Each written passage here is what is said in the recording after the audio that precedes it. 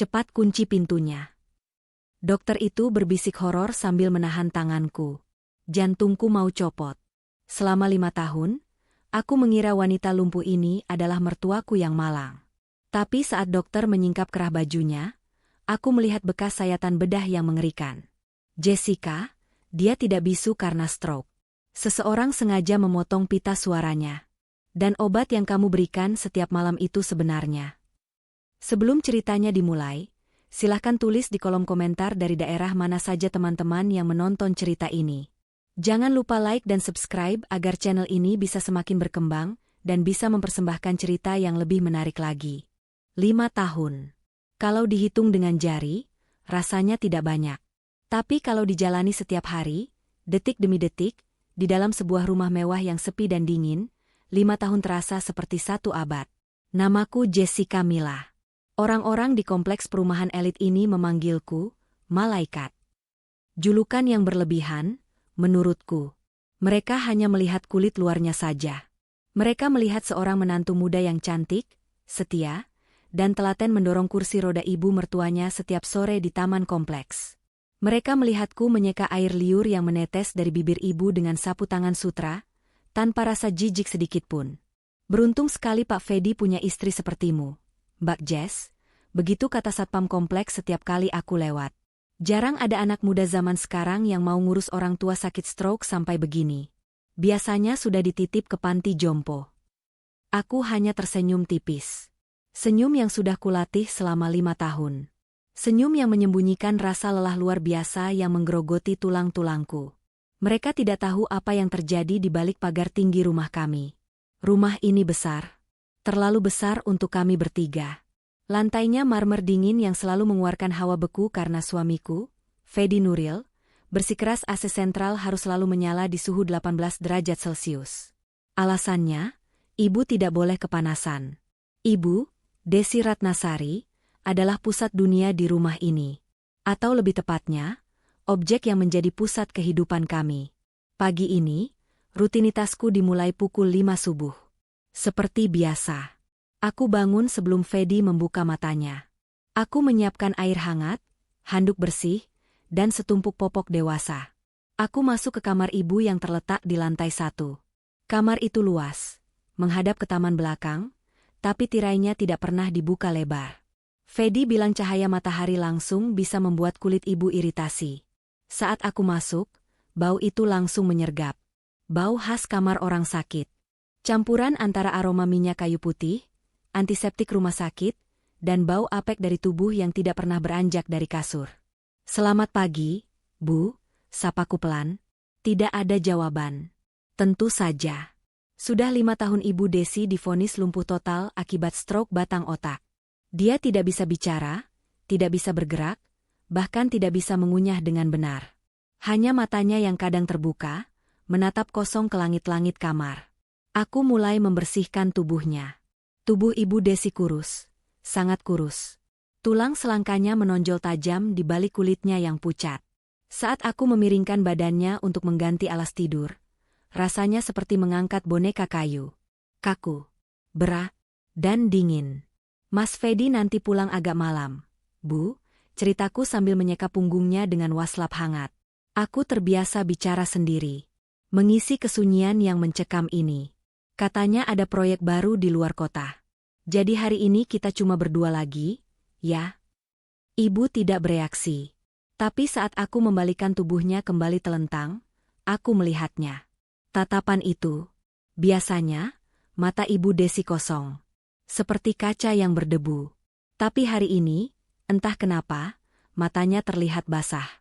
Pupilnya bergerak liar ke kanan dan ke kiri, seolah sedang mencari sesuatu. Atau seseorang. "Ibu kenapa? Ada yang sakit?" tanyaku khawatir. Aku memeriksa monitor detak jantung di samping tempat tidur. Angkanya stabil, meski agak tinggi sedikit. 85 per menit. Aku mencoba meraba keningnya, tidak panas. Mungkin hanya perasaanku saja. 5 tahun merawat orang lumpuh kadang membuatku berhalusinasi. Kadang aku merasa ibu ingin mengatakan sesuatu, tapi dokter bilang itu mustahil. Bagian otak yang mengatur bicaranya sudah rusak permanen. Tepat saat itu, Pintu kamar terbuka. Fedi berdiri di sana, sudah rapi dengan setelan jas mahalnya. Wajahnya tampan, tenang, dan selalu terlihat alim. Wajah yang membuatku jatuh cinta setengah mati 6 tahun lalu. Sayang, panggilnya lembut. Jangan lupa obat pagi ibu. Dan ingat, jangan buka jendela hari ini. Cuaca di luar mendung, anginnya jahat. Iya, Mas, jawabku patuh. Fedi mendekat, mencium keningku, lalu beralih mencium pipi ibunya yang tirus. Ibu baik-baik di rumah ya? Fedi kerja dulu cari uang buat pengobatan ibu. Sikapnya begitu manis. Begitu berbakti. Siapa yang akan curiga pada laki-laki sesempurna ini? Tapi entah kenapa, saat Fedi mencium pipinya, aku melihat tangan ibu Desi, yang seharusnya lumpuh total, berkedut sedikit. Sangat tipis. Seperti kejutan listrik statis. Fedi tidak melihatnya. Tapi aku melihatnya. Rumah tangga kami berjalan di atas aturan-aturan tak tertulis yang dibuat oleh Fedi. Aturan nomor 1, kesehatan ibu adalah prioritas absolut. Aturan nomor 2, jangan pernah membiarkan orang asing masuk rumah, termasuk pembantu atau perawat profesional. Dulu aku pernah bertanya, Mas, kita kan mampu bayar suster. Kenapa aku nggak boleh dibantu? Aku capek, Mas. Saat itu, wajah Fedi berubah. Senyumnya hilang, digantikan ekspresi kecewa yang membuatku merasa bersalah. Jess, ibu itu nggak nyaman sama orang asing. Kamu ingat, kan dulu waktu kita coba pakai suster, ibu malah kejang-kejang? Cuma sentuhan kamu yang bisa bikin ibu tenang. Kamu istriku, masa kamu nggak mau berbakti sama orang tua? Kata-kata itu selalu menjadi senjata ampuhnya. Berbakti. Kata itu mengikatku lebih kuat daripada rantai besi. Akhirnya, aku mengalah. Aku menjadi perawat tunggal selama 24 jam sehari, 7 hari seminggu. Malam harinya, Fedi pulang tepat waktu. Dia membawa bungkusan kertas coklat kecil. Itu adalah ritual malam kami. Obat ibu. Fedi sangat obsesif soal obat ini. Dia tidak pernah mengizinkanku menyiapkannya. Dia selalu meraciknya sendiri di ruang kerjanya yang terkunci, lalu keluar membawa puyer yang sudah dicampur air dalam gelas kecil. Katanya, ini obat herbal impor dari Tiongkok yang harganya puluhan juta per paket, dan takarannya harus presisi sampai ke miligram. Kalau salah sedikit, bisa fatal buat jantung ibu. Ini, sayang, Fedi menyerahkan gelas itu padaku. Isinya cairan keruh berwarna kecoklatan. Minumkan ke ibu pelan-pelan. Pastikan habis. Ya? Aku menerima gelas itu. Baunya agak menyengat, seperti jamu yang dicampur bahan kimia. Mas, ibu belakangan ini agak susah nelan. Apa nggak sebaiknya kita konsul ke dokter lagi? Siapa tahu dosisnya perlu dikurangi. Fedi yang sedang melonggarkan dasinya berhenti bergerak. Dia menatapku. Tatapannya datar, tapi menusuk. Jess, kamu meragukan aku? Aku sudah konsultasi sama profesor di Singapura lewat email. Ini dosis terbaik. Kalau dikurangi, otot ibu bisa kaku lagi dan dia bakal kesakitan. Kamu mau ibu kesakitan? Bukan begitu, Mas. Ya sudah, lakukan saja. Potongnya halus, tapi nadanya tidak menerima bantahan. Dia tersenyum lagi, menyentuh pipiku. Aku cuma mau yang terbaik buat ibu. Dan buat kita. Kalau ibu sehat, warisannya nanti juga buat masa depan anak-anak kita, kan? Aku mengangguk, meski hatiku terasa tidak enak. Warisan. Fedi jarang membicarakan uang, tapi aku tahu, seluruh aset keluarga ini, rumah, tanah, deposito, masih atas nama Ibu Desi. Dan karena ibu tidak kompeten secara hukum, Fedi yang memegang kendali lewat surat kuasa. Aku masuk ke kamar ibu membawa obat itu. Lampu kamar sudah diredupkan. Ibu Desi masih dalam posisi yang sama seperti saat kutinggalkan sore tadi. Waktunya minum obat, Bu, bisikku. Aku mengangkat kepalanya sedikit, menyandarkannya di bantal tinggi. Saat sendok menyentuh bibirnya, Ibu Desi mengatupkan mulutnya rapat-rapat. Dia menolak. Bu, ayo. Nanti Mas Fedi marah loh, bujukku. Mata Ibu Desi terbuka lebar. Dia menatapku, lalu menatap gelas di tanganku dengan sorot mata yang ketakutan. Ya, itu jelas ketakutan. Napasnya memburu. Suara ngik-ngik halus terdengar dari tenggorokannya. Dia berusaha menggerakkan lehernya, seolah ingin menggeleng, tapi otot lehernya terlalu lemah. Bu? Aku ragu. Kenapa dia terlihat senaas ini? Dari ambang pintu, suara Fedi terdengar. Kenapa? Jess? Kok belum diminum? Aku terlonjak kaget. Fedi bersandar di kusen pintu, melipat tangan di dada. Bayangannya memanjang di lantai kamar, menutupi sebagian wajah ibu. Ibu kayaknya nggak mau, Mas. Mulutnya dikunci. Fedi mendecakkan lidah, berjalan mendekat. Dia mengambil alih gelas dan sendok dari tanganku. Gerakannya tenang tapi dominan. Dia duduk di tepi ranjang, lalu dengan satu tangan, dia memencet pipi ibunya, cukup keras, sampai mulut Ibu Desi terpaksa terbuka. Ibu harus sembuh, bisik Fedi di telinga ibunya. Suaranya lembut sekali, tapi entah kenapa bulu kuduku meremang. Minum, Ma. Biar tidurnya nyenyak. Fedi menuangkan cairan itu ke mulut ibunya. Ibu Desi tersedak sedikit, air mata mengalir dari sudut matanya, tapi Fedi terus memaksanya menelan sampai gelas itu kosong. Setelah selesai, Fedi menyeka bibir ibunya dengan tisu, lalu mencium keningnya. Anak pintar, gumam Fedi. Lalu dia menoleh padaku. Tuh, bisa kan? Kamu cuma kurang tegas aja, sayang. Orang tua yang sakit kadang kayak anak kecil, harus sedikit dipaksa demi kebaikan mereka. Malam itu, aku tidak bisa tidur. Aku terus teringat tatapan Ibu Desi saat obat itu masuk ke tenggorokannya. Itu bukan tatapan orang sakit yang manja. Itu tatapan orang yang sedang dieksekusi. 2 hari setelah kejadian itu, kecurigaanku makin menjadi-jadi. Bukan pada Fedi, aku belum berani mencurigai suamiku sendiri. Aku curiga pada kondisi Ibu Desi. Ada sesuatu yang tidak beres secara medis. Siang itu hujan deras mengguyur Jakarta. Petir menyambar-nyambar, membuat listrik di rumah sempat padam beberapa detik sebelum genset otomatis menyala. Di saat itulah, aku mendengar suara dari kamar ibu. Bukan suara teriakan, karena ibu bisu. Tapi suara benda jatuh. Bra! Aku yang sedang menjahit di ruang tengah langsung melempar kerjaku dan berlari ke kamar ibu. Jantungku berpacu. Apa ibu jatuh dari kasur? Saat aku membuka pintu, aku ternganga. Ibu Desi tidak jatuh. Dia masih di atas kasur. Tapi meja kecil di samping tempat tidurnya, tempat aku menaruh gelas air mineral dan tisu, berantakan. Gelas plastik itu jatuh ke lantai. Jarak antara tangan ibu dan meja itu sekitar 30 cm. Aku mendekat pelan-pelan. Bu? Ibu yang nyenggol? Mustahil. Dokter bilang kelumpuhan ibu itu total. Motoriknya mati. Dia tidak bisa menggerakkan lengan, apalagi menyenggol gelas yang letaknya agak jauh. Aku memungut gelas itu. Saat aku bangkit, aku melihat tangan kanan ibu. Jari telunjuk dan jari tengahnya bergetar hebat. Matanya menatapku nyalang. Dia sedang berusaha memberitahuku sesuatu. Aku mendekatkan wajahku. Ibu mau bilang apa? Ibu haus? Ibu Desi memejamkan mata, lalu membukanya lagi. Dia mengulanginya. Kedip. Buka. Kedip. Buka. Polanya teratur. Aku teringat film yang pernah kutonton. 1 kali untuk ya, 2 kali untuk tidak, tanyaku ragu. Mata ibu berkedip 1 kali. Tegas. Napasku tercekat. Dia mengerti. Kesadarannya utuh. Ibu sadar sepenuhnya? Kedip 1 kali.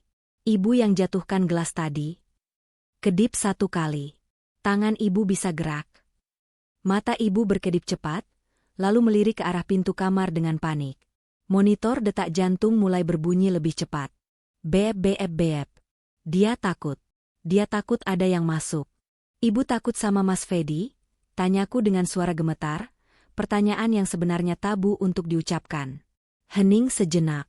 Lalu, perlahan, ibu berkedip 1 kali. Air mata langsung meleleh dari sudut matanya, membasahi bantal. Duniaku rasanya runtuh. Apa artinya ini? Suamiku, anak yang begitu berbakti itu, ditakuti oleh ibu kandungnya sendiri? Belum sempat aku bertanya lagi, suara klakson mobil terdengar dari depan rumah. Fedi pulang lebih awal. Seketika, tubuh Ibu Desi menegang kaku. Tangannya yang tadi bergetar langsung diam, kembali ke posisi lumpuh. Matanya yang tadi penuh komunikasi, tiba-tiba kembali kosong dan layu, seolah saklarnya baru saja dimatikan. Dia kembali menjadi boneka. Aku mundur selangkah, jantungku mau copot. Sandiwara apa ini? Siapa yang bersandiwara? Ibu yang pura-pura lumpuh di depan Fedi? Atau Fedi yang membuat ibunya ketakutan setengah mati? Keesokan paginya, suasana di meja makan terasa mencekam bagiku. Fedi tampak ceria seperti biasa, menyantap nasi goreng buatanku sambil membahas rencana liburan akhir tahun kami ke Eropa. Nanti kita cari perawat infal yang mahal buat jaga ibu seminggu doang, ya? Kamu butuh liburan, Jess. Lihat tuh, mata kamu udah kayak panda, goda Fedi sambil menyentuh bawah mataku. Biasanya aku akan tersipu. Tapi kali ini, sentuhan tangannya terasa dingin di kulitku. Aku hanya mengangguk kaku. Iya, Mas. Aku berangkat main golf dulu ya sama klien. Kunci ruang kerja udah aku bawakan. Dia menepuk sakunya. Oke. Jangan lupa obat siang ibu nanti. Sepeninggal Fedi, aku masuk ke kamar ibu membawa mangkuk bubur saring. Pikiranku berkecamuk. Aku ingin mencoba berkomunikasi dengan kode kedipan mata lagi. Aku harus tahu apa yang sebenarnya terjadi. Bu, bisikku setelah mengunci pintu kamar. Kita bicara lagi ya. Mas Fedi sudah pergi. Tapi Ibu Desi tidak merespons. Dia tampak jauh lebih lemah dari kemarin. Wajahnya pucat pasi, bibirnya kebiruan. Mungkin efek obat semalam? Aku menyendokkan bubur. Makan dulu ya, Bu, biar ada tenaga. Suapan pertama masuk. Ibu menelan dengan susah payah. Suapan kedua.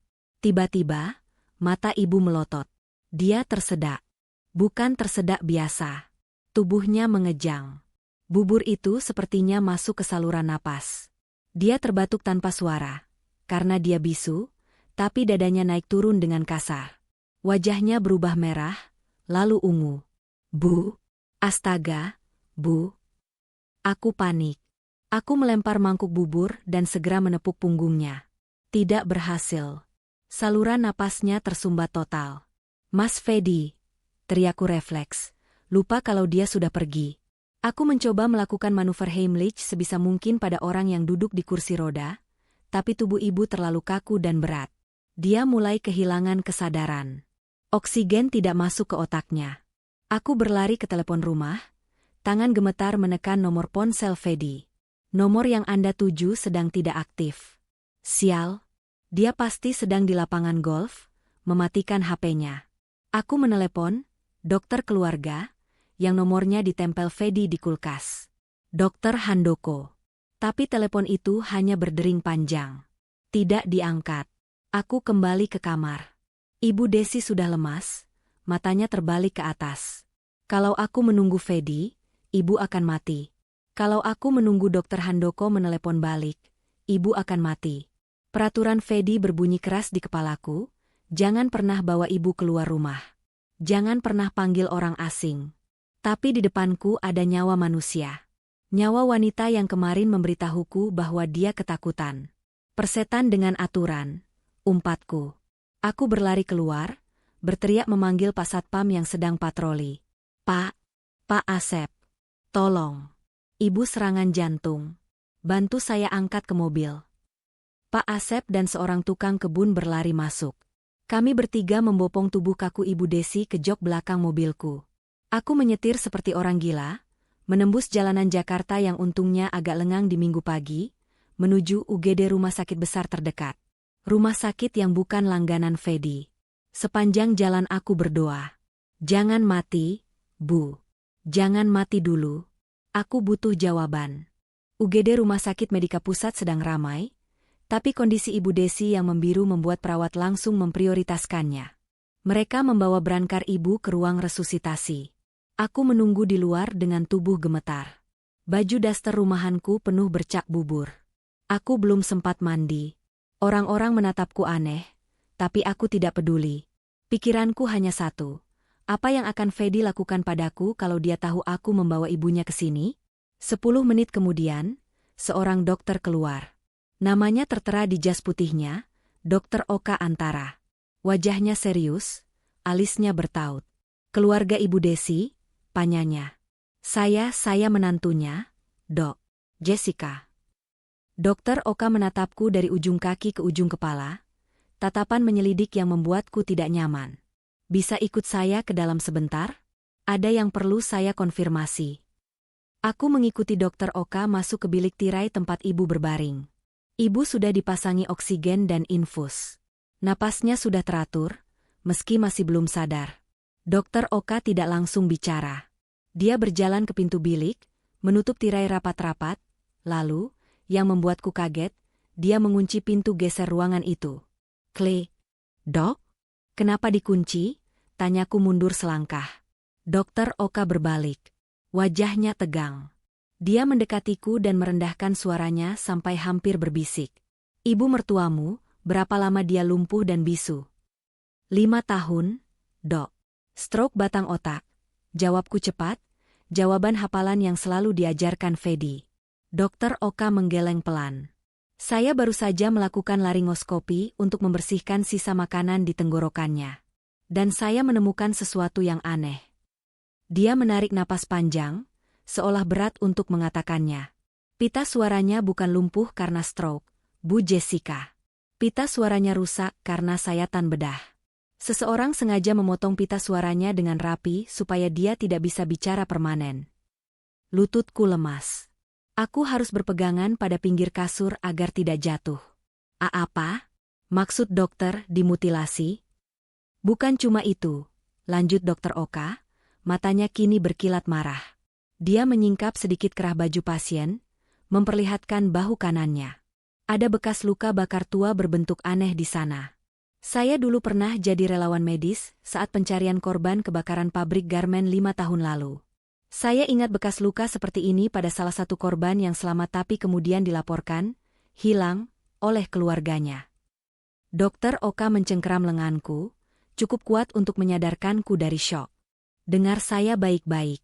Pasien ini tidak mengalami atrofi otot, penyusutan otot, yang sesuai dengan kelumpuhan 5 tahun. Otot kakinya masih punya massa.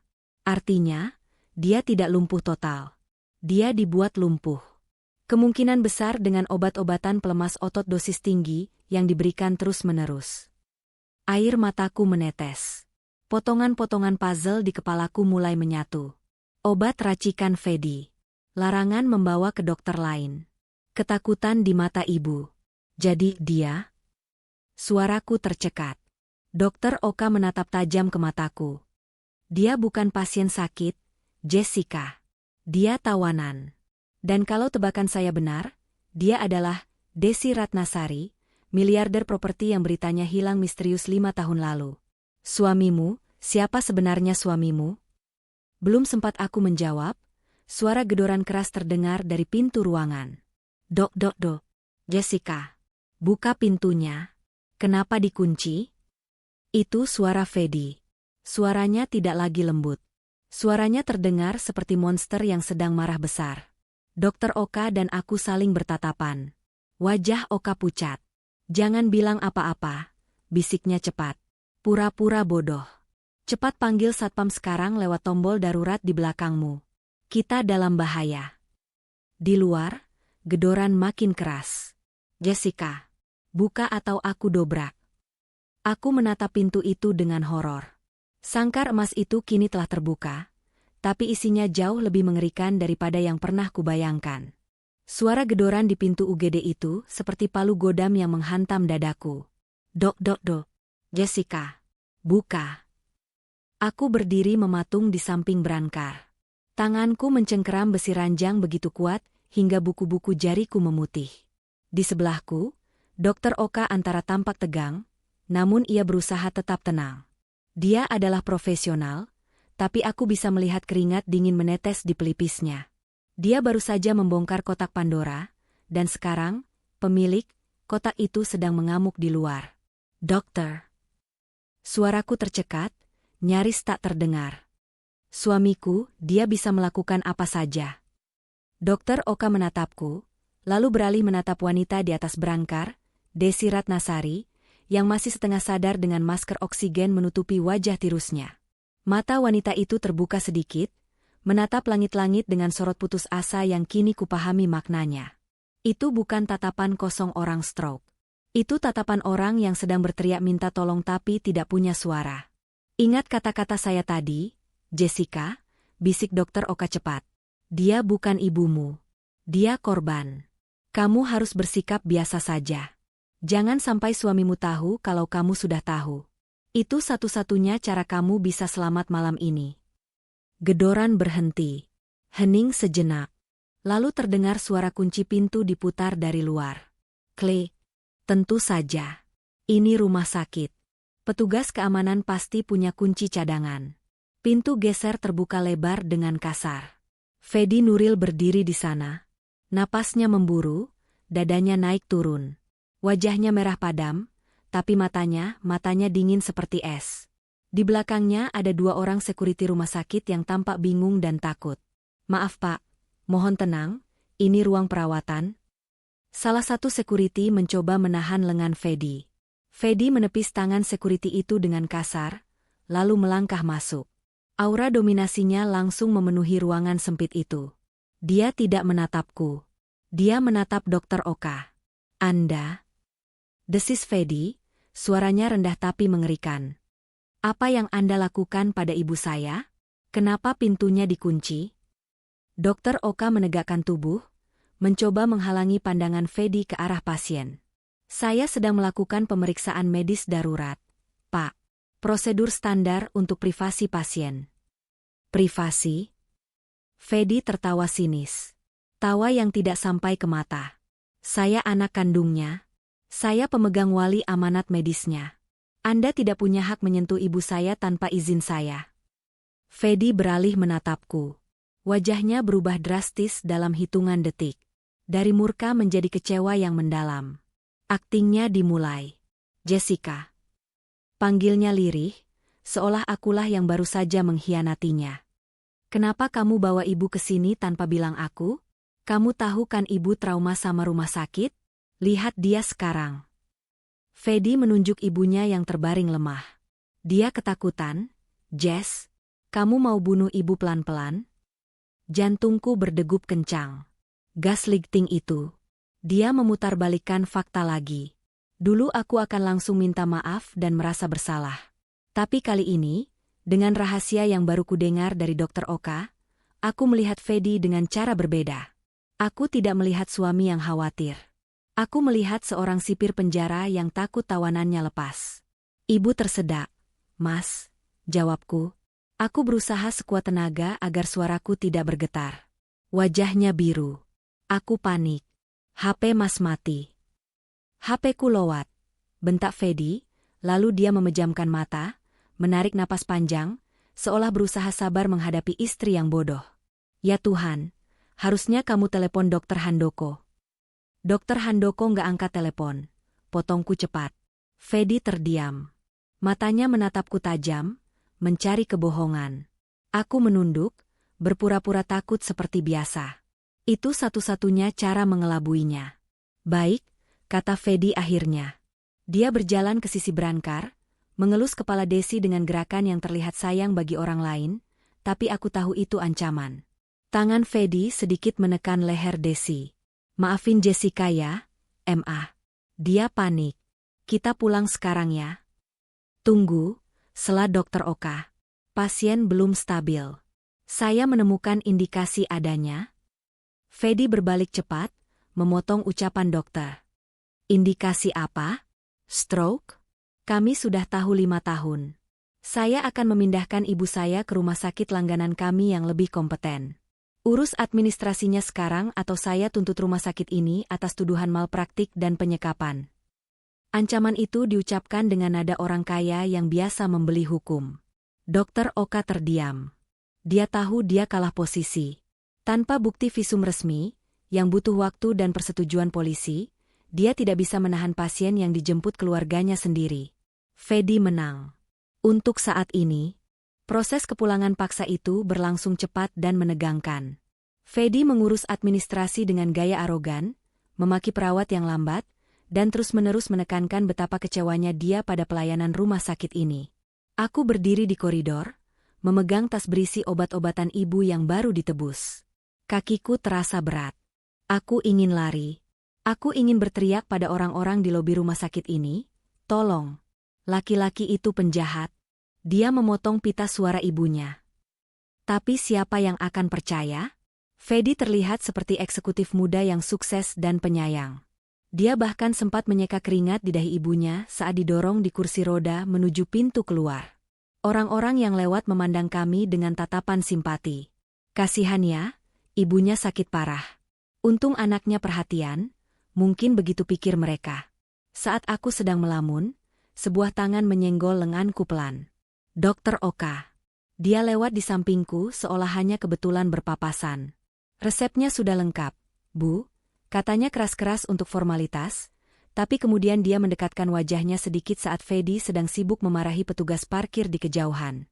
"Cek saku jaketmu," bisik Dokter Oka sangat pelan, nyaris tanpa gerak bibir.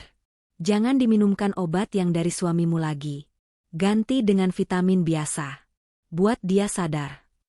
Lalu Dokter Oka berlalu begitu saja, menghilang di balik pintu IGD. Aku meraba saku jaketku. Ada secari kertas kecil, kartu nama pribadi, dan satu kalimat tulisan tangan di belakangnya, "Saya akan cari berkas orang hilang itu.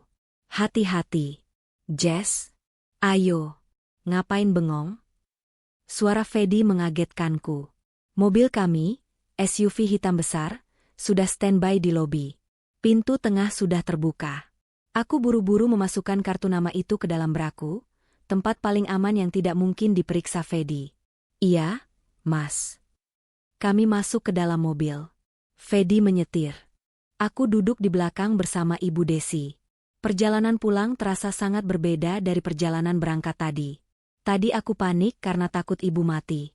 Sekarang aku panik karena tahu ibu masih hidup, dan pembunuhnya sedang menyetir mobil ini. Fedi melihatku lewat kaca spion tengah. Matanya menatapku lurus. "Kamu ngomong apa aja sama dokter tadi pas pintu dikunci?" tanyanya datar. Jantungku berhenti berdetak sesaat. "Nggak ada, Mas," jawabku, berusaha terdengar polos. "Dokter cuma tanya riwayat penyakit ibu. Kapan mulai stroke, obatnya apa aja. Terus dia mau periksa tenggorokan ibu, katanya ada sisa makanan." "Terus? Dia bilang apa lagi?" Belum sempat bilang apa-apa, Mas udah gedor pintu. Dustaku. Dokternya aneh. "Mas, masa dia kunci pintu segala?" Aku juga takut tadi. Aku melihat bahu Fedi yang tegang perlahan mulai rileks. Dia percaya. Dia pikir aku masih istri bodoh yang penurut. "Emang aneh tuh dokter." "Sok tahu," gumam Fedi. "Besok-besok jangan pernah kesana lagi. Rumah sakit kelas melati kayak gitu cuma mau cari duit. Diagnosanya ngawur semua." Aku mengangguk sambil memeluk lengan Ibu Desi. Di bawah selimut, aku merasakan tangan Ibu Desi meremas tanganku. Lemah, tapi terasa. Dia mendengarkan. Dia tahu aku sedang berbohong demi melindungi kami berdua. Remasan tangan itu adalah satu-satunya hal yang menguatkanku saat mobil kami memasuki gerbang rumah yang kini tampak seperti mulut monster yang siap menelan kami kembali. Rumah itu menyambut kami dengan kesunyian yang mencekam. Begitu pintu utama ditutup dan dikunci ganda oleh Fedi, atmosfer berubah total. Topeng, suami penyayang, yang dipakai Fedi di rumah sakit langsung luntur. Wajahnya menjadi datar dan dingin. Dia tidak lagi membelai ibunya. Dia mendorong kursi roda itu dengan kasar menuju kamar di lantai 1. "Urus dia. Bersihkan. Aku mau mandi." Bau rumah sakit bikin aku mual, perintah Fedi tanpa menoleh. Aku ditinggalkan berdua dengan Ibu Desi di kamarnya. Aku mengunci pintu kamar dari dalam, kebiasaan baruku. Lalu aku berlutut di depan kursi roda ibu. Aku menatap wajahnya lekat-lekat. Wajah yang selama ini kuanggap sebagai mertua yang malang. Kini aku melihat detail yang disebutkan Dokter Oka. Bekas luka di leher yang tertutup kerah baju tidurnya. Aku memberanikan diri menyingkap sedikit kerahnya. Ada garis parut melintang yang rapi. Sayatan bedah. Seseorang telah membedah lehernya dan merusak pita suaranya secara permanen. Mataku panas. Siapa yang tega melakukan ini? Ibu. Bisikku gemetar. Ibu sebenarnya siapa? Mata Desi berkaca-kaca. Dia menatapku, lalu melirik ke arah lemari pakaian besar di sudut kamar. Lemari? Tanyaku. Dia berkedip satu kali. Aku berjalan ke lemari itu. Isinya hanya baju-baju daster tua dan popok. Tidak ada yang aneh. Tapi Desi terus menatap ke sana dengan intens. Aku memeriksa lebih teliti. Di bagian paling bawah, di bawah tumpukan kain perlak, ada sebuah album foto tua yang sepertinya terlewat dibuang. Aku membukanya. Itu album foto lama. Isinya foto-foto Desi Ratnasari saat masih muda, sehat, cantik, dan terlihat sangat kaya. Dia berpose di depan gedung-gedung tinggi, di acara sosialita, di luar negeri. Lalu mataku tertumbuk pada satu foto di halaman belakang. Foto Desi berdiri di samping mobil mewah. Pintu mobil dibukakan oleh seorang pria muda berseragam sopir. Pria itu menunduk hormat. Wajahnya terlihat jauh lebih muda, lebih kurus, dan terlihat rendahan. Itu Fedi. Tanganku menutup mulut. Fedi bukan anaknya. Fedi adalah sopirnya. Caption di balik foto itu tertulis, Desember 2018, bersama staf baru. Itu setahun sebelum Desi dilaporkan, hilang, atau sakit. Jadi selama ini Fedi membohongiku. Dia bilang dia pewaris tunggal keluarga kaya ini. Ternyata dia adalah parasit yang mengambil alih rumah majikannya, melumpuhkan pemiliknya, memalsukan identitasnya sebagai anak, dan menjadikanku, istri polos yang tidak tahu apa-apa, sebagai sipir penjara gratisan. Rasa mual menjalar di perutku. Aku tidur satu ranjang dengan monster selama 5 tahun. Aku telah melayani laki-laki yang memutilasi majikannya sendiri demi harta. Dan yang paling mengerikan, jika Desi meninggal nanti, akulah saksi kuncinya. Fedi pasti tidak akan membiarkanku hidup setelah tujuannya tercapai. Aku adalah korban berikutnya. Malam itu, jam 2 pagi. Aku berbaring di samping Fedi, mendengarkan dengkuran halusnya. Biasanya suara itu membuatku tenang. Tapi sekarang terdengar seperti geraman binatang buas. Aku harus bergerak. Aku tidak bisa tinggal diam menunggu giliran dieksekusi. Aku bangun pelan-pelan, menyelipkan guling sebagai pengganti tubuhku. Fedi bergerak sedikit, tapi tidak bangun. Obat tidur yang kucampurkan sedikit ke dalam tehnya tadi malam, ironis, sekarang aku yang membius dia, bekerja dengan baik. Aku menyelinap keluar kamar, berjalan jinjit menuju ruang kerja Fedi di lantai 2. Ruangan yang selalu terkunci. Ruang suci, katanya, tempat dia mengurus bisnis ekspor-impor, yang sekarang kutahu hanyalah bisnis fiktif atau pencucian uang dari aset Desi.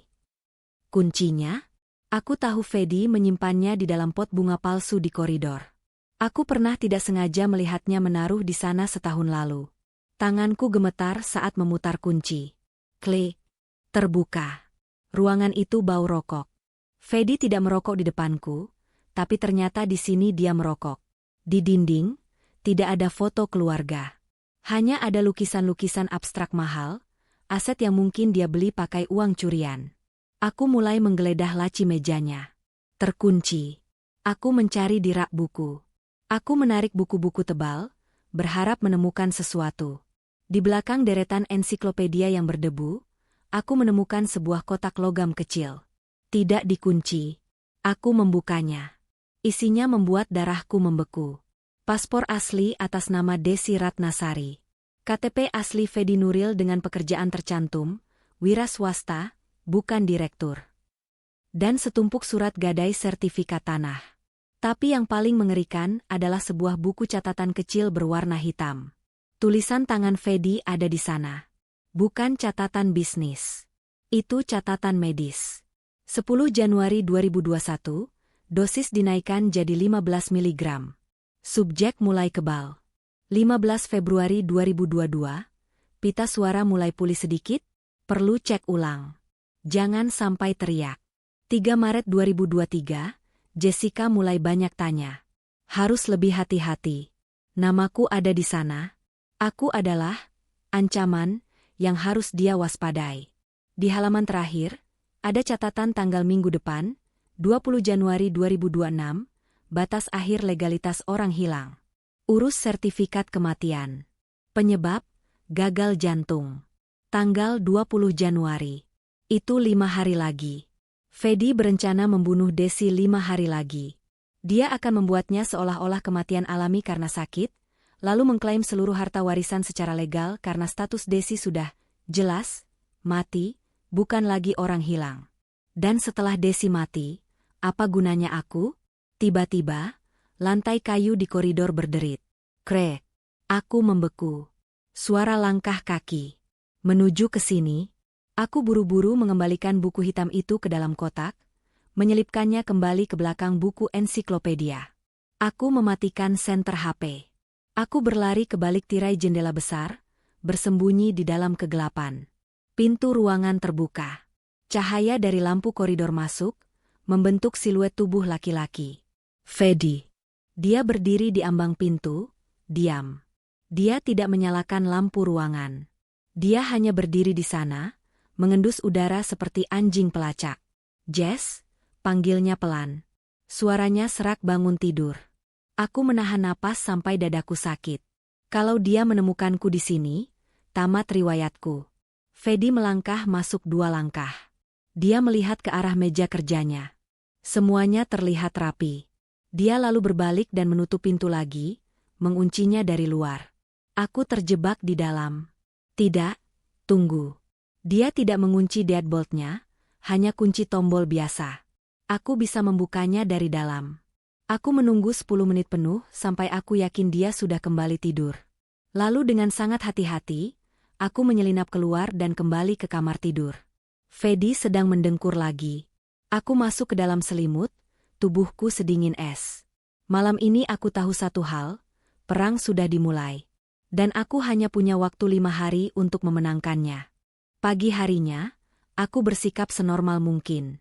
Aku membuatkan kopi, menyiapkan baju kerjanya, dan mencium tangannya saat dia pamit, meeting. Aku mau belanja ke supermarket di mall seberangnya, Mas. Stok susu ibu habis. Izinku? Fedi menatapku curiga sejenak, tapi kemudian mengangguk. Jangan lama-lama. Jam 12 harus sudah di rumah buat kasih obat ibu. Siap, bos. Begitu Fedi pergi dengan mobilnya, aku tidak ke supermarket. Aku memacu mobil kecilku ke daerah pinggiran kota, jauh dari jangkauan teman-teman atau kenalan Fedi. Aku mencari apotek kecil yang melayani cek lab sederhana. Di tasku, aku membawa bubuk puyer, herbal, yang biasa diracik Fedi.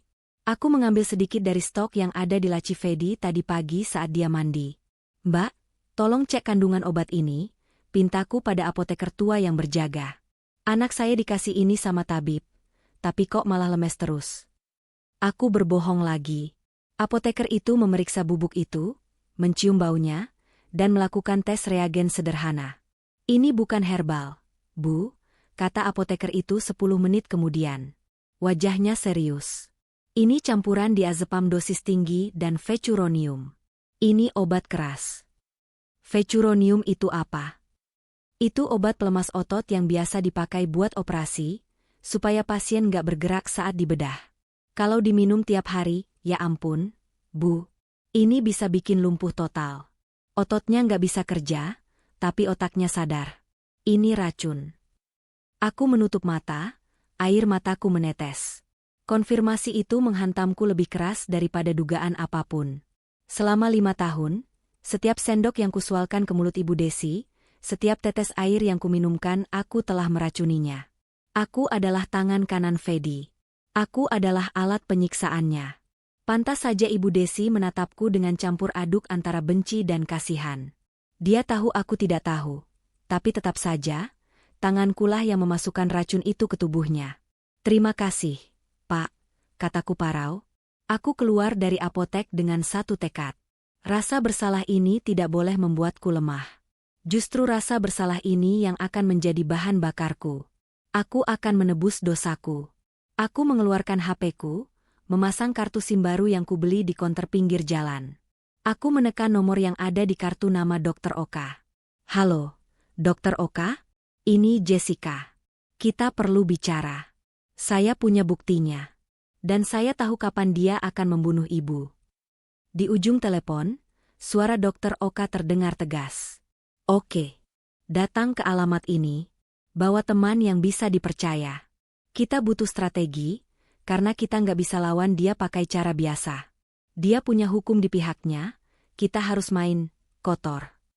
Aku menutup telepon. Langit Jakarta terlihat mendung, seolah akan badai. Tunggu pembalasanku, Mas Fedi, gumamku sambil mencengkeram setir. Malaikat di rumahmu sudah mati. Sekarang yang ada tinggal iblis yang siap membalas dendam. Aku memarkir mobilku di belakang sebuah ruko tua di daerah Jakarta Selatan. Tempat ini jauh dari jangkauan radar Fedi. Plang di depannya bertuliskan, klinik hewan, tapi di lantai 2, ada sebuah kantor kecil tanpa papan nama. Itu adalah kantor firma hukum independen tempat sahabatku, Yuki Kato, bekerja. Aku menaiki tangga dengan napas memburu. Di dalam tas tanganku ada bukti kejahatan yang bisa menghancurkan hidup suamiku. Sampel obat beracun dan rekaman percakapan dokter apotek tadi. Begitu pintu kacaku buka, Yuki langsung berdiri dari balik mejanya. Dia mengenakan blazer hitam dengan potongan rambut pendek yang tegas. Di sofa sudut, Dokter Oka antara sudah duduk menunggu. Wajahnya keruh. Jess, sapa Yuki, langsung memelukku erat. Lo gemeteran. Duduk dulu. Aku menghempaskan tubuh ke sofa. Rasanya tulang-tulangku mau lepas. Gue nggak punya banyak waktu, Yuk. Fedi pikir gue lagi belanja bulanan. Gue cuma punya waktu 1 jam sebelum dia curiga. Dokter Oka menyodorkan segelas air mineral. Minum dulu, Bu Jessica. Tarik napas.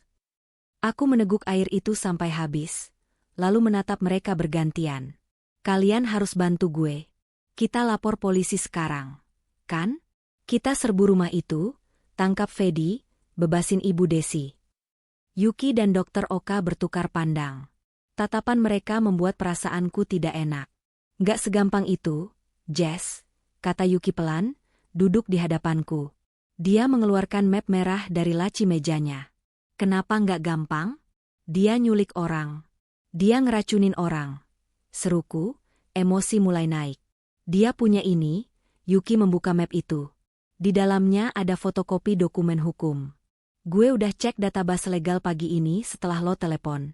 Fedi Nuril memegang Medical Power of Attorney, surat kuasa medis, dan conservatorship, hak perwalian, penuh atas nama Desi Ratnasari. Dokumen itu sah, ditandatangani notaris, dan dicap pengadilan 5 tahun lalu. Itu pasti dipalsukan, potongku. Mungkin, sela Yuki tenang. Tapi di mata hukum, kertas itu valid sampai dibuktikan sebaliknya di pengadilan.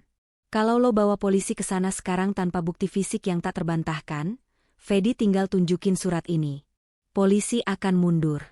Fedi bisa bilang lo istri yang histeris. Atau bahkan nuduh Dokter Oka melakukan malpraktik dan pencemaran nama baik. Fedi punya uang, Jess. Dia bisa beli narasi di media.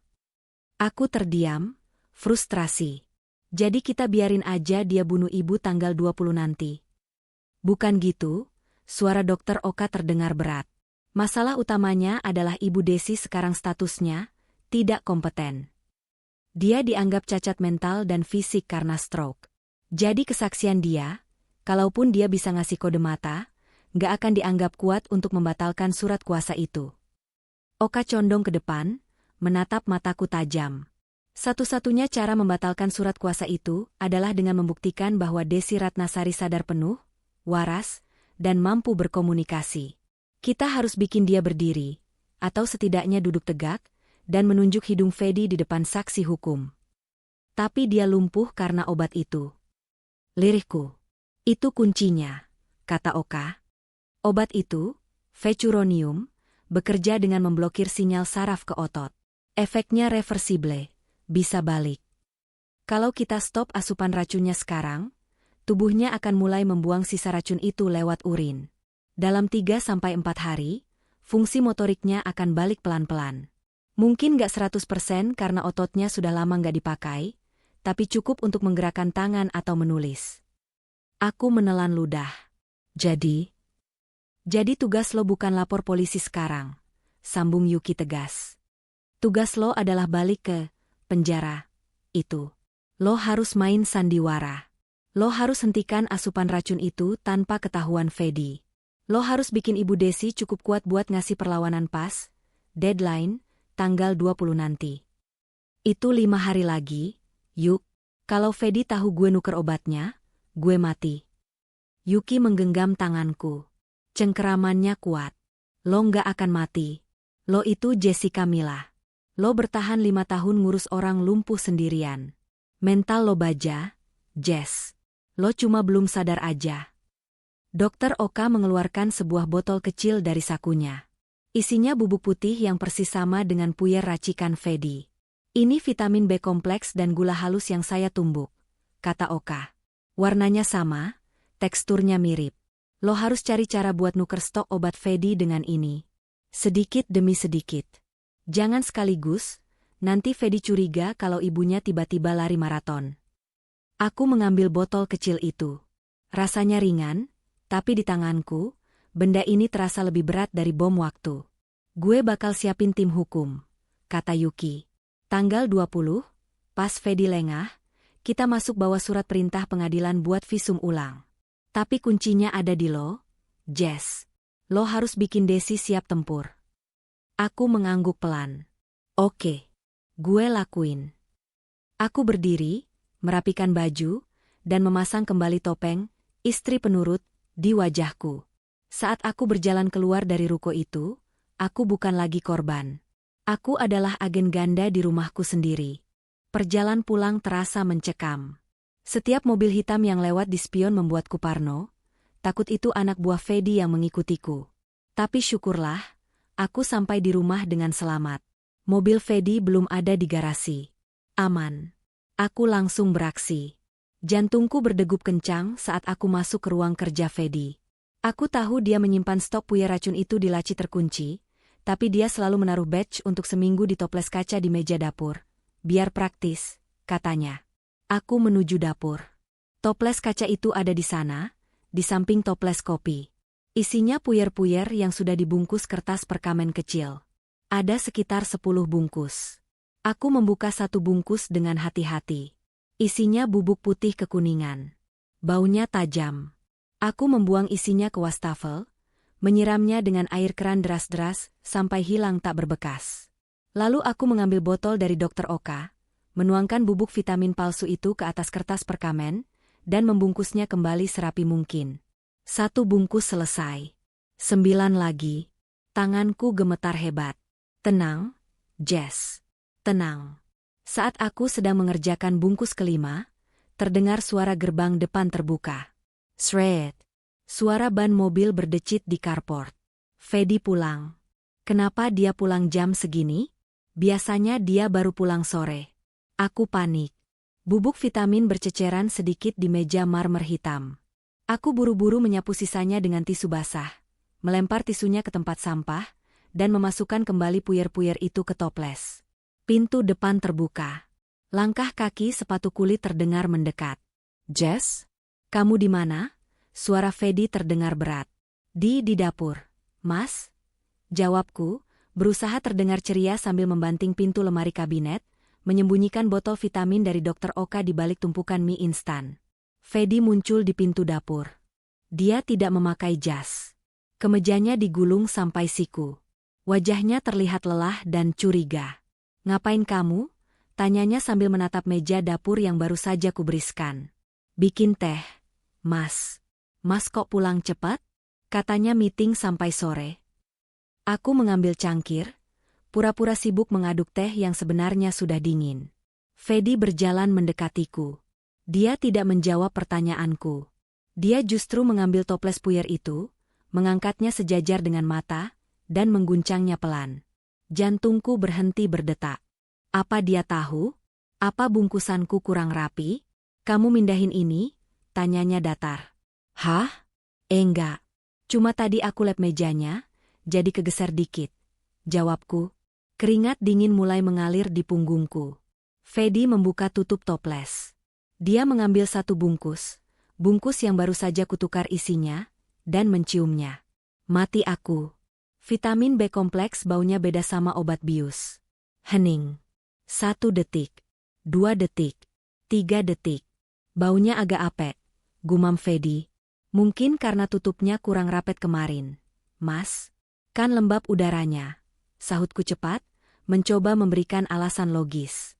Fedi menatapku lama. Tatapan itu menelanjangi jiwaku. Lalu perlahan, sudut bibirnya terangkat membentuk senyum tipis. Senyum yang tidak pernah kusukai lagi. Iya kali ya, katanya sambil melempar bungkus itu kembali ke toples.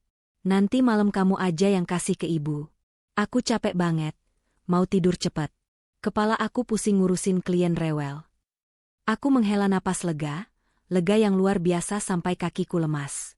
Iya, Mas. Biar aku yang urus ibu. Mas istirahat aja. Fedi mencium pipiku sekilas, lalu berjalan pergi. Tapi sebelum dia menghilang di tangga, dia berhenti dan menoleh tanpa membalikkan badan. Oh ya, Jess. Jangan lupa kunci pintu dapur kalau malam. Banyak tikus akhir-akhir ini. Aku tahu dia tidak sedang membicarakan hewan pengerat. Dia sedang memberitahuku bahwa dia mengawasi setiap gerak-gerik di rumah ini. Malam itu adalah malam pertama, detoksifikasi. Fedi sudah masuk kamar jam 9 malam. Aku menunggu sampai jam 10, memastikan dia benar-benar tidur, atau setidaknya tidak keluar kamar. Lalu aku masuk ke kamar Ibu Desi dengan membawa segelas air hangat dan puyer palsu itu. Aku mengunci pintu kamar. Bu, bisikku sambil duduk di tepi ranjang. Ibu Desi menatapku. Matanya waspada. Dia melihat puyer di tanganku dan tubuhnya menegang. Dia takut diracun lagi. SSTT, tenang, kataku pelan, mendekatkan wajahku ke telinganya. Ini bukan obat dari Fedi. Ini gula dan vitamin. Aku sudah tukar isinya. Aku tahu semuanya, Bu. Aku tahu dia bukan anak ibu. Aku tahu ibu bisa dengar aku. Mata Ibu Desi membelalak. Air mata langsung menggenang di pelupuk matanya. Dia menatapku seolah tidak percaya ada malaikat penolong yang akhirnya datang. Ibu harus minum ini. Ini vitamin biar otot ibu kuat lagi. Kita harus lawan dia tanggal 20 nanti. Ibu ngerti kan? Kedip 1 kali. Tegas. Aku membantu meminumkan larutan gula itu. Kali ini, tidak ada penolakan. Dia menelan dengan rakus, seolah tahu ini adalah eliksir kehidupannya. Setelah minum, aku memegang tangannya. Kita latihan komunikasi ya, Bu. Aku tanya, ibu jawab pakai kode mata. 1 ya, 2 tidak. Kalau ibu mau bilang sesuatu yang spesifik, aku sebut abjad A sampai Z, ibu kedip pas huruf yang ibu mau. Oke. Kedip 1 kali. Fedi, apa dia sopir ibu dulu? Kedip 1 kali. Apa dia sendirian? Atau ada orang lain yang bantu dia? Kedip 2 kali, tidak. Artinya dia tidak sendirian. Ada orang lain? Kedip 1 kali, ya. Siapa? Pembantu? Keluarga? Ibu Desi memberi kode untuk mengeja. Aku mulai menyebut abjad. A, B, C, D, E, F, G, H, I, J, K, L, M, N. Kedip. N, O, O lagi. Kedip. O, P, Q, R, S, T. Kedip. T, U, V, W, X, Y, S, A. Kedip. A, R, I, S. Kedip. S. Notaris. Notaris? Tanyaku. Kedip 1 kali. Matanya memancarkan kemarahan saat kata itu terangkai. Notaris yang bantu Fedi bikin surat kuasa palsu itu. Kedip 1 kali. Aku merinding. Jadi ini sindikat. Fedi bekerja sama dengan notaris korup untuk mengambil alih aset Desi. Pantas saja semua dokumennya terlihat sah secara hukum. Musuh kami bukan cuma penjahat jalanan, tapi orang yang paham celah hukum. Bu, kataku lagi, suaraku bergetar. Maafin aku ya. 5 tahun ini aku yang kasih racun itu ke ibu. Aku bodoh banget. Ibu Desi menatapku lembut. Dia perlahan menggerakkan jari telunjuk kanannya, gerakan yang sangat kecil dan lemah, lalu menyentuh punggung tanganku. Dia tidak bisa bicara, tapi sentuhan itu mengatakan segalanya. Kamu juga korban, nak. Kita sama-sama dikurung di sini. Malam itu, kami berdua menangis tanpa suara di dalam kamar yang redup. Dua wanita yang dikhianati oleh pria yang sama, kini bersatu dalam diam. Di luar jendela, angin menderu, seolah memberi tanda bahwa badai besar akan segera datang. 3 hari berlalu. Efek obat palsu itu mulai terlihat, dan itu membuatku ketakutan setengah mati. Desi Ratnasari pulih lebih cepat dari perkiraan Dokter Oka. Di hari ketiga, warna kulitnya tidak lagi abu-abu pucat, tapi mulai merona. Otot wajahnya mulai rileks. Dia bahkan sudah bisa menggerakkan lehernya menoleh ke kiri dan kanan dengan cukup lancar. Ini berita bagus untuk kami, tapi berita buruk untuk penyamaran ini. Pagi ini, saat sarapan, Fedi terlihat gelisah. Dia terus-menerus mengetukkan jarinya ke meja makan. Matanya merah, seperti kurang tidur. Kamu perhatiin ibu nggak sih belakangan ini? Tanya Fedi tiba-tiba, memecah kesunyian. Aku hampir tersedak rotiku. Maksudnya, Mas? Ibu jadi hiperaktif, kata Fedi, memilih kata yang aneh. Semalam aku cek ke kamar, selimutnya berantakan. Terus posisi tidurnya miring ke kiri. Padahal pas sore aku tinggal, dia telentang. Siapa yang mindahin? Kamu? Oh, itu iya, aku yang pindahin pas ganti popok malam-malam. Dustaku cepat. Dokter bilang kan harus sering dimiringin biar nggak decubitus, luka baring. Fedi menatapku curiga. Biasanya kamu nggak serajin itu kalau malam. Kamu kan kebo kalau udah tidur. Aku kasihan sama ibu, Mas. Kulit punggungnya merah-merah. Jawabku, berusaha tetap tenang meski tanganku dingin. Fedi tidak menjawab. Dia berdiri, berjalan ke ruang tengah, lalu mengambil tangga lipat dari gudang. Mas mau ngapain? Tanyaku. Pasang CCTV, jawabnya singkat. Darahku mendesir. Hah? Buat apa? Di dalam rumah? Buat mantau ibu, kata Fedi sambil memanjat tangga dan mulai mengebor sudut plafon ruang tengah yang mengarah langsung ke pintu kamar ibu. Aku merasa ada yang gak beres. Mungkin ada tikus, atau mungkin ibu mulai kejang-kejang tanpa kita tahu. Aku mau bisa lihat ibu 24 jam dari HP aku. Celaka. Kalau dia pasang CCTV yang mengarah ke kamar ibu, atau lebih parah lagi, di dalam kamar ibu, habislah kami. Dia bakal lihat aku ngajak ngobrol ibu. Dia bakal lihat ibu latihan gerakin tangan. Mas, tapi kan privasi. Protesku lemah. Privasi apa? Dia ibuku, kamu istriku. Nggak ada rahasia di rumah ini, potong Fedi tajam. Tatapannya dingin dan mengancam. Kenapa? Kamu keberatan? Ada yang kamu sembunyiin, Jess? Pertanyaan jebakan. Enggak, Mas. Terserah Mas aja. Aku cuma takut ibu nggak nyaman dilihatin kamera terus. Kataku mengalah. Melawan Fedi secara frontal saat ini hanya akan membuatnya makin curiga. Fedi memasang 3 kamera hari itu. 1 di ruang tengah, 1 di dapur, mengarah ke toples obat, dan 1 syukurlah, dia belum memasang di dalam kamar tidur. Mungkin karena dia pikir ibu tidak bisa kemana-mana. Tapi dia memasang 1 tepat di depan pintu kamar ibu. Jadi dia tahu siapa saja yang masuk dan keluar, dan berapa lama durasinya. Mulai detik itu, rumah ini berubah menjadi Big Brother. Aku merasa diawasi setiap detik. Aku harus mengubah strategi. Aku tidak bisa lagi berlama-lama di kamar ibu. Aku harus masuk, kasih obat palsu secepat kilat, ganti popok, lalu keluar. Latihan fisik ibu harus dilakukan di bawah selimut, sembunyi-sembunyi, tanpa suara. Bu, bisikku saat memakaikan baju ibu sore itu, membelakang pintu agar tidak terlihat dari celah kunci. Ada kamera di luar. Jangan gerak kalau pintu terbuka. Jangan tunjukin ekspresi hidup kalau ada Fedi. Kita harus jadi patung lagi. Ibu Desi berkedip mengerti. Dia kembali memasang wajah kosongnya. Aktingnya luar biasa. Mungkin karena dia memang pernah jadi sosialita yang biasa memakai topeng di depan publik. Atau mungkin karena insting bertahan hidupnya sudah terasa selama 5 tahun disiksa. Malam itu, Di HP-ku, ada pesan masuk dari Yuki, surat perintah visum sudah siap. Tim polisi standby. Bertahan 2 hari lagi, Jess. 2 hari. Rasanya seperti 2 tahun. H1 sebelum tanggal 20 Januari.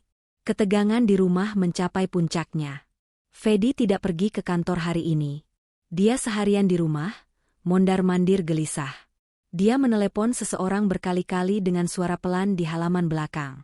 Aku mencoba menguping dari balik jendela dapur yang sedikit terbuka. Iya, besok jam 10 malam beres, sertifikat kematian udah lo siapin formatnya kan? Jangan sampai ada otopsi. Bilang aja gagal jantung mendadak. Iya, gue bakal pastiin dosis terakhirnya rapi. Nggak ada jejak. Kakiku lemas. Besok jam 10 malam. Itu waktu eksekusinya. Fedi masuk kembali ke rumah. Wajahnya terlihat tegang tapi ada kilatan antusiasme mengerikan di matanya. Dia melihatku sedang memotong sayuran. Jess, panggilnya. Ya, Mas. Besok malam kita anniversary kecil-kecilannya. Aku pesen makanan enak. Kita makan berdua aja di ruang makan. Romantis. Aku menelan ludah. Anniversary? Besok bukan hari ulang tahun pernikahan kami. Itu perayaan kematian ibunya. Boleh, Mas. Tumben banget. Jawabku, memaksakan senyum. Sekalian perpisahan, tambahnya lirih. Maksudnya? Aku pura-pura tidak dengar. Enggak. Maksudnya perpisahan sama masa-masa susah. Aku rasa rejeki kita bakal lancar banget tahun ini, elaknya cepat. Sore harinya, Fedi melakukan sesuatu yang membuat bulu kuduku berdiri. Dia masuk ke kamar ibu membawa bantal tambahan. Aku mengintip dari celah pintu yang sedikit terbuka. Aku sengaja mengganjal engselnya sedikit dengan kertas agar tidak menutup rapat. Fedi berdiri di samping tempat tidur ibunya. Dia menatap Desi lama sekali. Lalu, dia mengambil bantal itu dan menempelkannya ke wajah Desi. Dia tidak menekannya. Dia hanya meletakkannya di sana. Seperti sedang mengukur. Seperti sedang latihan. Maafin Fedi ya, Ma, gumamnya pelan, suaranya terdengar gila. Mama udah capek kan? Besok Mama tidur yang panjang. Nanti Fedi yang urus semuanya. Mama tenang aja.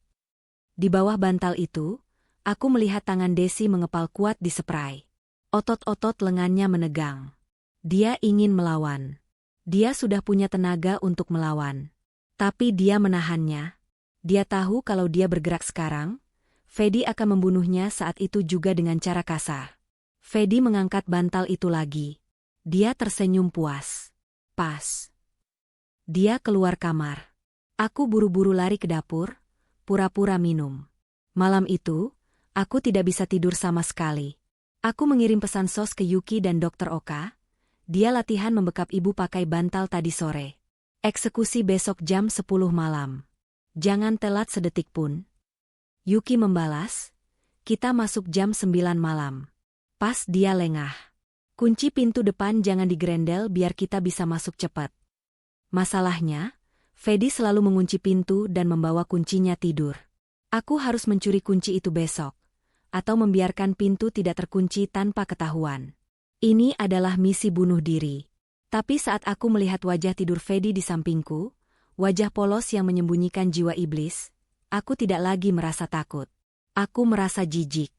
Dan rasa jijik itu memberiku keberanian. Besok, sangkar emas ini akan hancur. Entah dia yang hancur, atau kami yang mati tertimpa runtuhannya. 20 Januari 2026. Pukul 18 waktu Indonesia Barat. Hujan turun deras sekali malam ini, seolah langit Jakarta tahu apa yang akan terjadi di dalam rumah bernomor 88 ini. Petir menyambar sesekali, menerangi ruang makan kami yang temaram. Fedi sudah menata meja dengan lilin-lilin aromaterapi.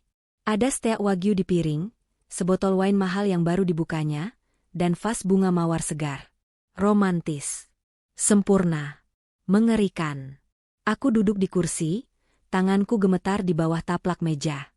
Aku berusaha menyembunyikannya dengan meremas serbet kain. Fedi duduk di hadapanku, wajahnya berseri-seri. Dia terlihat seperti pria paling bahagia di dunia. Ayo dimakan, sayang. Ini daging impor, grade terbaik. Aku beli khusus buat malam ini, kata Fedi sambil memotong dagingnya dengan pisau yang tajam dan mengkilap. Aku menelan ludah. Tenggorokanku kering. Makasih, Mas. Kelihatannya enak. Aku memotong daging itu, memaksakan diri untuk mengunyah. Rasanya seperti mengunyah karet. Pikiranku tidak ada di sini. Pikiranku ada di jam dinding yang berdetak lambat, dan di pintu depan yang terkunci rapat. Tadi sore, sepulang kerja, Fedi langsung mengunci semua pintu. Pintu depan, pintu samping, bahkan pintu garasi, dan mengantongi semua kuncinya. Biar intim, katanya. Biar nggak ada tamu yang ganggu. Itu bencana. Rencana Yuki dan Dr. Oka adalah masuk jam 9 malam lewat pintu depan yang seharusnya tidak kugrendel. Kalau pintu terkunci dan kuncinya ada di saku celana Fedi, bagaimana mereka bisa masuk? Mendobrak pintu kayu jati setebal ini butuh waktu lama. Cukup waktu bagi Fedi untuk lari ke kamar dan menyakiti Ibu Desi, atau menyandera kami. Kenapa ngelamun? Tanya Fedi. Dia berhenti mengunyah, pisau di tangan kanannya menunjuk ke arahku. Ah, enggak. Cuma deg-degan aja, jawabku jujur. Fedi tersenyum miring. Deg-degan kenapa? Kan kita udah sering makan malam berdua. Deg-degan soal masa depan kita. Mas bilang tahun ini bakal jadi tahun perubahan besar. Kataku, mencoba memancingnya. Fedi tertawa kecil. Dia mengangkat gelas wine-nya. Oh, jelas. Besar banget, Jess. Malam ini adalah titik balik. Besok, semua beban kita bakal hilang. Kita bakal bebas. Kita bisa keliling dunia, beli rumah di Swiss, apa aja yang kamu mau. Beban. Dia menyebut ibunya sendiri sebagai beban. Mas, Paku memberanikan diri. Ibu malam ini belum minum obat. Wajah Fedi berubah serius seketika. Dia meletakkan gelasnya. Nanti, jam 10 pas. Aku mau pastiin dia tidur nyenyak banget malam ini. Aku udah siapin ramuan khusus. Dia menepuk saku celananya. Ada bunyi denting kaca kecil di sana. Darahku membeku. Dia tidak pakai puyer dari toples dapur yang sudah kutukar isinya dengan vitamin. Dia membawa vial baru. Dosis mematikan yang dia siapkan sendiri. Tamat riwayat kami. Kalau dia menyuntikkan atau meminumkan isi botol di sakunya itu, Desi Ratnasari akan tewas dalam hitungan menit karena gagal jantung. Tidak ada waktu untuk menunggu jam 9. Aku harus melakukan sesuatu sebelum jam 10. Mas, aku ke toilet sebentar ya. Sakit perut, kataku sambil berdiri. Jangan lama-lama, sahut Fedi tanpa curiga. Aku berjalan menuju toilet tamu di lantai bawah. Tapi aku tidak masuk ke sana. Aku berbelok sedikit ke arah ruang laundry yang terhubung ke halaman samping. Pintu di sana menggunakan kunci slot biasa, bukan kunci ganda seperti pintu utama. Aku membuka slot pintu itu pelan-pelan. Klik. Suaranya kecil, tapi di telingaku terdengar seperti ledakan. Jess? Suara Fedi terdengar dari ruang makan. Aku membeku. Ya, Mas? Ini cari tisu. Teriakku. Hening sejenak. Oh, oke. Aku menghela napas lega. Pintu samping sudah terbuka. Sekarang aku hanya perlu mengirim sinyal ke Yuki, masuk lewat samping. Sekarang, aku merogoh saku roku. Kosong. Sialan. HP-ku tertinggal di meja makan, di sebelah piring steakku. Aku kembali ke ruang makan dengan kaki lemas. Fedi sedang memainkan HP-ku. Dia menatap layar dengan kening berkerut. Ada pesan dari Yuki Kato, kata Fedi dingin, tanpa menatapku. Isinya cuma posisi. Dia mengangkat wajahnya. Tatapannya bukan lagi tatapan suami. Itu tatapan pembunuh. Kenapa pengacara nanyain posisi kamu jam segini, Jessica? Suasana di ruang makan berubah mencekam dalam sekejap. Udara terasa berat, seolah oksigen disedot habis. Fedi berdiri perlahan, memegang HP-ku erat-erat. Jawab aku. Kenapa Yuki Kato chat kamu? Kamu bilang kamu gak pernah kontak dia lagi sejak kuliah. Aku mundur selangkah, menabrak kursi. Otakku berputar mencari alasan. Itu, dia mau ngajak reuni, Mas. Kemarin aku ketemu dia di mall, terus tukeran nomor. Bohong, desis Fedi. Dia melempar HP-ku ke atas meja hingga layarnya retak. Aku cek log panggilan kamu. Kosong. Kamu hapus chat historinya kan? Kamu pikir aku bodoh? Fedi mulai berjalan mendekatiku, menggenggam pisau steak di tangan kanannya. Kamu sekongkol sama siapa? Yuki? Dokter yang waktu itu? Apa yang kamu rencanain? Hah? Saat Fedi berjarak 2 meter dariku, tiba-tiba bel pintu depan berbunyi. Kami berdua terlonjak. Fedi menoleh ke arah pintu depan, lalu kembali menatapku dengan kilatan amarah. Siapa itu? Bel berbunyi lagi, kali ini lebih panjang dan tidak sabar. Ting-tong, ting-tong. Lalu disusul gedoran keras. Buka pintunya. Kami tahu Anda di dalam. Itu suara Yuki. Suaranya lantang, menembus suara hujan. Fedi panik. Dia mencengkeram lenganku kasar. Kamu panggil mereka? Dasar istri durhaka. Lepasin aku, Mas. Semuanya udah berakhir. Teriakku, memberontak untuk pertama kalinya. Mereka bawa polisi. Mendengar kata polisi, wajah Fedi memucat. Dia melepaskan lenganku dan berlari ke arah panel CCTV di dinding. Di layar, terlihat Yuki, Dr. Oka, dan 2 orang berseragam polisi berdiri di teras depan. Sialan, umpat Fedi. Dia berlari ke pintu depan, tapi tidak membukanya. Dia berteriak dari balik pintu. Pergi. Ini properti pribadi. Kalau kalian masuk, saya tuntut. Bapak Fedi Nuril, suara polisi terdengar tegas. Kami membawa surat perintah pengadilan untuk memeriksa kondisi Ibu Desi Ratnasari atas laporan dugaan penyekapan dan percobaan pembunuhan. Buka atau kami dobrak. Saya punya surat kuasa. Teriak Fedi histeris, suaranya pecah. Ibu saya sakit. Kalian mengganggu istirahatnya. Saat Fedi sibuk berdebat di pintu depan, aku melihat celah. Aku tidak lari ke pintu depan. Aku lari ke kamar ibu. Aku harus mengamankan Ibu Desi sebelum Fedi menyadari bahwa dia bisa menjadikan ibunya sebagai sandera. Aku mendobrak pintu kamar ibu. Ruangan itu gelap. Bu, kita harus keluar sekarang. Bisikku panik. Aku menyalakan lampu. Ibu Desi sudah bangun. Dia duduk tegak di tempat tidur, bukan berbaring lemah seperti biasanya. Matanya nyalang penuh tekad. Dia sudah mendengar keributan di luar. Mereka datang. Bu, kataku sambil menarik kursi roda mendekat. Ayo. Aku mencoba memapah Ibu Desi turun dari ranjang. Tubuhnya masih berat dan kaku, tapi tidak selemah minggu lalu. Kakinya sudah bisa menjejak lantai meski gemetar hebat.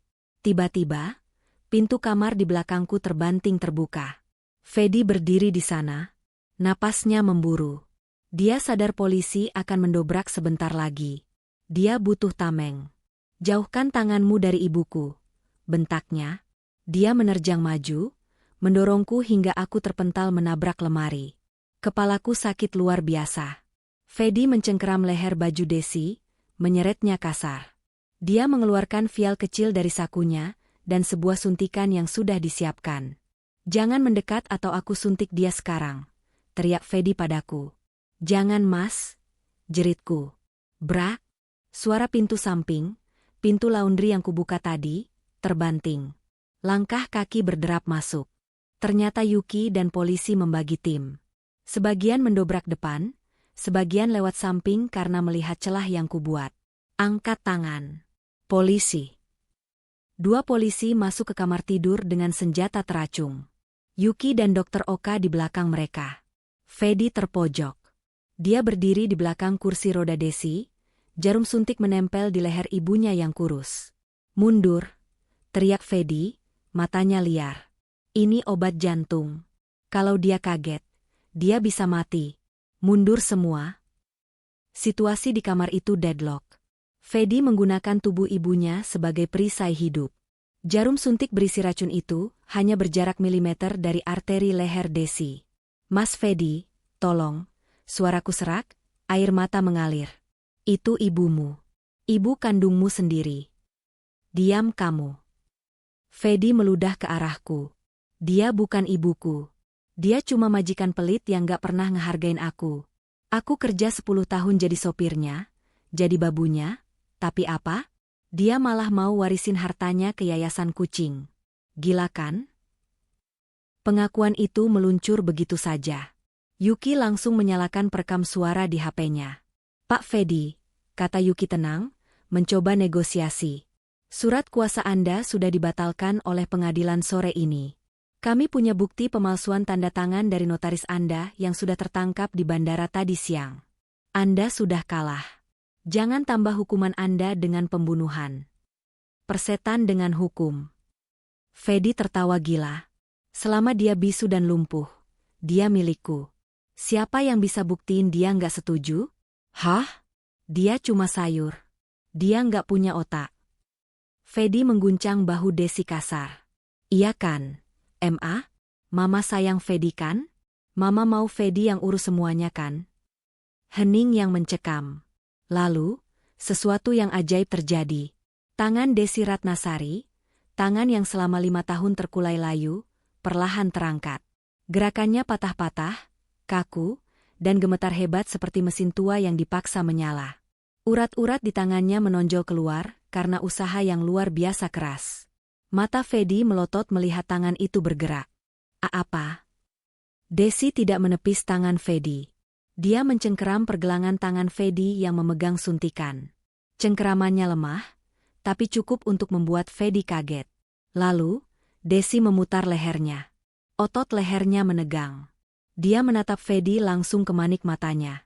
Tatapan itu bukan tatapan korban. Itu tatapan seorang ratu yang tahtanya direbut. Mulut Desi terbuka. Dia mencoba bicara. Pita suaranya yang rusak mengeluarkan suara desis yang mengerikan, seperti udara yang dipaksa keluar dari pipa bocor. Kahaha. Kah.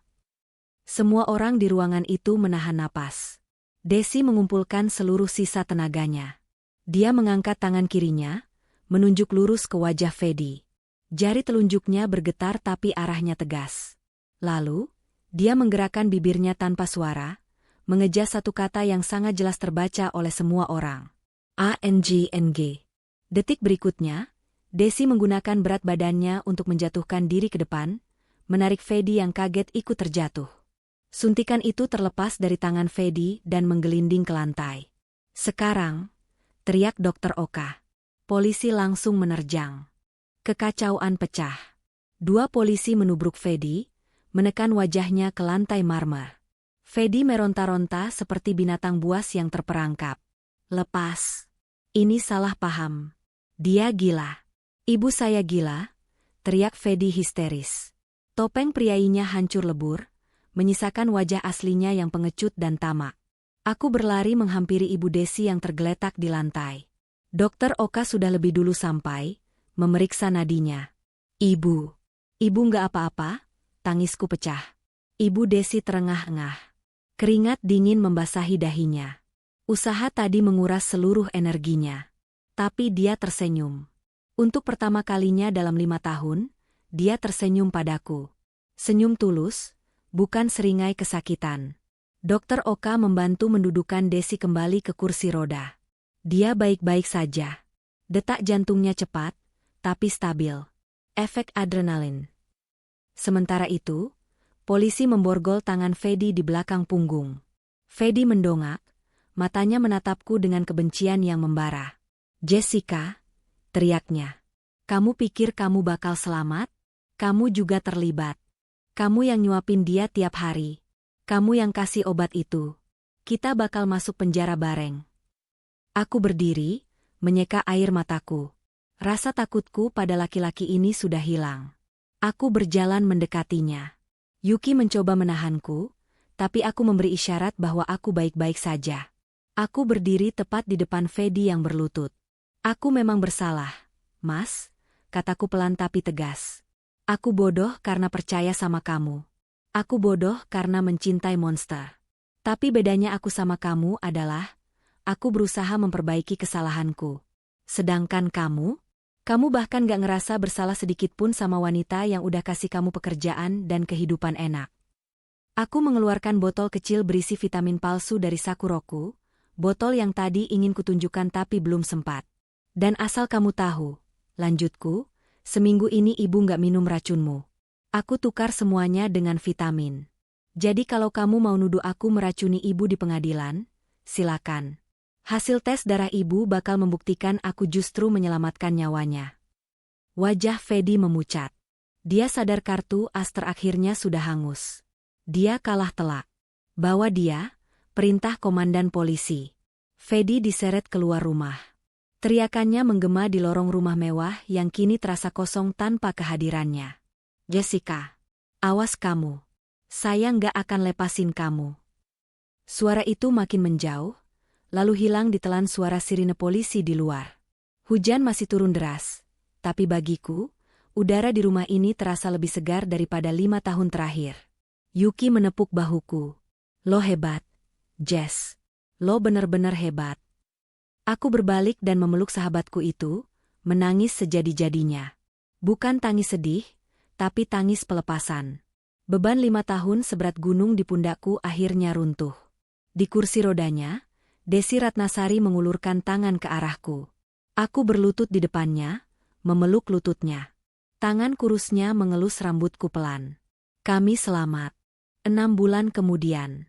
Suasana ruang sidang Pengadilan Negeri Jakarta Selatan sangat riuh. Hakim mengetuk palu 3 kali, keputusan final telah dibacakan. Fedi Nuril divonis 20 tahun penjara atas pasal berlapis. Percobaan pembunuhan berencana, penyekapan, pemalsuan dokumen negara, dan penggelapan aset. Notaris yang membantunya mendapat 10 tahun. Tidak ada keringanan hukuman, karena Fedi tidak menunjukkan penyesalan sedikitpun selama persidangan. Aku duduk di bangku pengunjung barisan depan, menghela napas panjang. Selesai sudah. Di sampingku, duduk seorang wanita parubaya yang anggun dengan blazer putih dan kacamata hitam. Rambutnya sudah dipotong rapi gaya bob. Wajahnya sudah jauh lebih berisi dan segar, meski dia masih duduk di kursi roda elektrik canggih. Itu Desi Ratnasari. Meski belum bisa berjalan normal dan masih harus menggunakan alat bantu bicara, tablet yang mengubah teks menjadi suara, Desi sudah kembali menjadi dirinya sendiri, wanita besi yang cerdas. Kami keluar dari gedung pengadilan disambut kilatan lampu wartawan. Kasus Sangkar Emas ini menjadi berita nasional berbulan-bulan. Bu Desi, apa komentar ibu tentang vonis anak angkat ibu? Tanya seorang wartawan. Desi mengetik cepat di tabletnya. Suara robotik keluar dari speaker yang dikalungkan di lehernya. Dia bukan anak saya. Dia masa lalu yang sudah saya buang. Mbak Jessica. Bagaimana status pernikahan Mbak? Tanya wartawan lain. Aku tersenyum tipis ke arah kamera. Sudah putus resmi minggu lalu. Saya kembali memakai nama gadis saya. Kami menerobos kerumunan menuju mobil van khusus yang sudah menunggu. Dr. Oka, yang sekarang menjadi dokter pribadi resmi sekaligus teman baik kami, membukakan pintu. Yuki, yang menjadi pengacara kami, duduk di kursi depan sambil melambaikan tangan penuh kemenangan. Di dalam mobil yang melaju membelah Jakarta, suasana terasa hangat. Desi menepuk tanganku. Dia mengetik sesuatu di tabletnya lagi. Kita mau makan di mana? Kamu janji mau traktir ibu pakai gaji pertamamu. Aku tertawa. Ya, aku sekarang bekerja. Bukan sebagai perawat, tapi sebagai asisten manajer di salah satu unit bisnis properti milik Desi yang berhasil kami rebut kembali. Desi bersikeras aku harus mandiri, tapi dia juga menolak membiarkanku pergi dari hidupnya. Nasi Padang ya, Bu? Aku lagi pengen rendang. Tawarku. Desi mengangguk antusias, matanya berbinar. Aku menatap keluar jendela. Langit Jakarta cerah sekali hari ini. Tidak ada lagi awan mendung, tidak ada lagi ketakutan akan obat racun atau pintu terkunci. Hubunganku dengan Desi memang aneh. Kami disatukan oleh tragedi, diikat oleh kebohongan seorang pria, tapi akhirnya memilih untuk menjadi keluarga yang sesungguhnya. Dia bukan lagi mertuaku, dan aku bukan lagi menantunya. Kami adalah 2 penyintas. 2 wanita yang berhasil keluar dari neraka dengan menggenggam tangan satu sama lain. Jess, panggil Dr. Oka dari kursi belakang. Minggu depan jadikan cek terapi wicara ibu. Jadi dong, Dok, jawabku. Desi mengetik lagi. Jangan panggil Dok terus. Panggil Oka aja, Jessica. Ibu lihat dia naksir kamu dari bulan lalu. Pipi Dokter Oka memerah. Aku tertawa lepas. Tawa yang benar-benar bahagia. Mobil kami melaju kencang, meninggalkan gedung pengadilan yang kaku di belakang, menuju masa depan yang sepenuhnya milik kami. Sangkar emas itu sudah hancur lebur, dan burung-burung di dalamnya kini terbang bebas setinggi-tingginya.